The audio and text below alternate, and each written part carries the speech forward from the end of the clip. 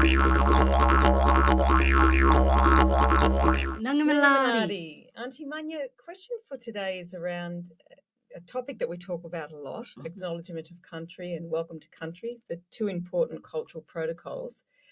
The question is, do they have a basis in traditional law and custom?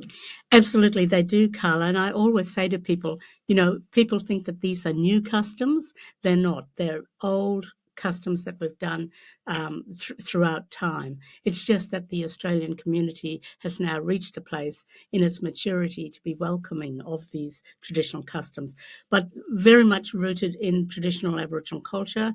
And they came about as a way of respecting other nations and boundaries, tribal boundaries.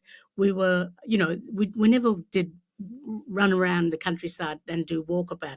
That's a figment of someone's imagination. There were strict rules about which land you could be on and how you could pass through and that. And a welcome to country was a way of giving you safe passage through country so that no harm would come to you. So they're born out of traditional customs and laws, and they're very strict in their application, so and very serious. But yes, you don't just wander on people's countries nilly-willy. Just like you don't wander into someone else's home without or backyard. That's right, being without invited permission. or acknowledging. Yeah. Great question. Thank you. And in Ridicule Corner.